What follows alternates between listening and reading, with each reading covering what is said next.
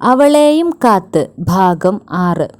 Hi Aneena, shopping എല്ലാം കഴിഞ്ഞോ? കഴിഞ്ഞു. ഇതാണോ കൂടെയുണ്ടായിരുന്ന ഫ്രണ്ട്? അതെ. എന്തേ ഷാജിർ? ഒന്നുമില്ല. ശരി എന്നാ, അനീന പറഞ്ഞുകൊണ്ട് നടന്നു. സിത്താര അപ്പോഴും അവനെ തന്നെ നോക്കി നിൽക്കുകയാണ്. കുറച്ച് മുന്നോട്ട് പോയ ശേഷം അനീന സിത്താരയുടെ കയ്യിൽ പിടിച്ചു വലിച്ചു. അവളും പിറകെ പോയി. ഏതാടാ ഷാജിറെ ആ പെണ്ണ്? സുനൈനത്താത്ത ചോദിച്ചു. അതൊക്കെയുണ്ട് മോളെ ഇത്താത്ത. നിക്ക് മനസ്സിലാവണുണ്ടിട്ട മോനെ. വാ നടക്ക്. നേരം വൈകി. ഷാജിർ മുന്നിൽ നടന്നു. 2 വലിയ ബാഗുകളുമായി സുനൈന പിന്നാലെയും. കോളേജിലെ ഓണപരിപാടികൾ നടക്കുകയാണ്. തലേ ദിവസം തന്നെ എല്ലാവരും എന്ത് ഡ്രസ്സ് ഇടണം, എല്ലാവരും ഒരുപോലെയുള്ളവയാകണം എന്നെല്ലാം ചർച്ച ചെയ്തിരുന്നു. സിത്താരയും ഫ്രണ്ട്സും സെറ്റ് സാരി എടുക്കാമെന്നാണ് പറഞ്ഞിരുന്നത്.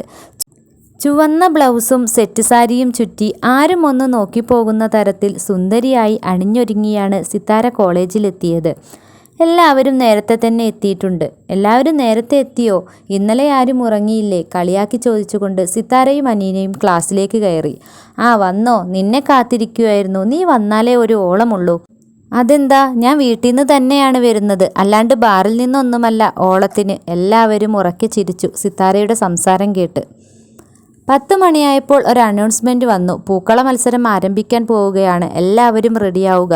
12:30 വരെയാണ് ടൈം. അതിനുള്ളിൽ എല്ലാവരും പൂക്കളം ഒരുക്കിയിരിക്കണം. പ്രിൻസിയുടെ അറിയിപ്പ് കഴിഞ്ഞതും എല്ലാവരും പൂവിടാനുള്ള തിരക്കിലായി. എല്ലാവരെയും വീക്ഷിച്ചുകൊണ്ട് രവി സാർ അവരുടെ ഒപ്പം തന്നെയുണ്ട്. നീ ആ ജമന്തിപ്പൂവ് ഇങ്ങെടുക്ക്. വാടാമല്ലി നമുക്ക് ഈ കളത്തിലിടാം. അങ്ങനെ ആകെ ഒരു ജഗപൊകയായിരുന്നു അവിടെയെല്ലാം. 12:30 ആയപ്പോഴേക്കും പൂക്കളമെല്ലാം മനോഹരമായി ഒരുക്കിയിരിക്കുന്നു. എല്ലാവരും കൂടി. സാറന്മാരെല്ലാവരും വന്ന് പൂക്കളം നോക്കുകയും മാർക്കിടുകയും എല്ലാം ചെയ്തു. അവർ പോയതിന് പിന്നാലെ തന്നെ സീനിയേഴ്സും മറ്റ് ക്ലാസ്സിലെ കുട്ടികളും പൂക്കളം കാണുന്നതിനായി എല്ലാ ക്ലാസ്സിലും കയറി ഇറങ്ങുന്നുണ്ടായിരുന്നു. ഷാജിറും സംഘവും ക്ലാസ്സിലേക്ക് കയറി വന്നപ്പോൾ സിത്താരയുടെ കൽബ് പിടച്ചു. ഷാജിർ ഇന്ന് അടിപൊളിയായിട്ടുണ്ടല്ലോ. സിത്താര അനീനയുടെ മറവിൽ നിന്നും ഷാജിറിനെ നോക്കി. ഷാജിർ അവളെ തന്നെ നോക്കുന്നുണ്ടായിരുന്നു. കുറച്ചു നേരം അവിടെ തന്നെ നിന്നുകൊണ്ട് ഷാജിറും കൂട്ടുകാരും ഇറങ്ങി. സിത്താരയുടെ മിഴികൾ അവരെ പിന്തുടർന്നു. ഷാജിർ ഒന്ന് തിരിഞ്ഞു നോക്കി, ഒന്ന് പുഞ്ചിരിച്ചു. സിത്താരയുടെ ചുണ്ടിലും ഒരു ചെറു പുഞ്ചിരി വിടർന്നു. സിത്താരയും ഫ്രണ്ട്സും എല്ലാ ക്ലാസ്സിലും കയറി ഇറങ്ങുകയാണ്. എല്ലാ ക്ലാസ്സിലെയും പൂക്കളം കാണാൻ. എല്ലാവരും അടിപൊളിയായിട്ടുണ്ട് ഇല്ലേ? ഈ പ്രാവശ്യം ഫൈനൽ ഇയർ BCom തന്നെ കൊണ്ടുപോയി എന്നാ തോന്നുന്നേ. എന്ത് ഭംഗിയായിട്ടാ അവർ പൂക്കളം ഇട്ടിരിക്കുന്നത് അല്ലേ? അത് ഷാജിറിൻ്റെ ക്ലാസ് അല്ലേടി. വെറുതെയല്ല ഇവളിങ്ങനെ പൊക്കി പറയുന്നത്. എല്ലാവരും ചിരിച്ചു. ഓണത്തിനോടനുബന്ധിച്ച് ഉച്ചയ്ക്ക് ശേഷം വേറെയും കലാപരിപാടികൾ ഉണ്ടായിരുന്നു. ലെമൺ സ്പൂൺ, പഞ്ചഗുസ്തി, ബലൂൺ പൊട്ടിക്കൽ, കസേരക്കളി, അങ്ങനെ ഒരുപാട് കളികൾ വേറെയും ഉണ്ടായിരുന്നു. സിത്താരയുടെ ഓപ്പോസിറ്റായിട്ടാണ് ഷാജിർ ഇരുന്നിരുന്നത്. ഇടയ്ക്കിടയ്ക്ക് അവർ പരസ്പരം നോക്കുന്നുണ്ടായിരുന്നു. കുറച്ച് കഴിഞ്ഞ് നോക്കുമ്പോൾ ഷാജിറിനെ അവിടെ കാണാനില്ല. അവൾ ഓരോന്ന് ആലോചിച്ച് നിന്നപ്പോഴേക്കും അവളുടെ ബാക്കിൽ ഷാജിർ നിൽക്കുന്നു.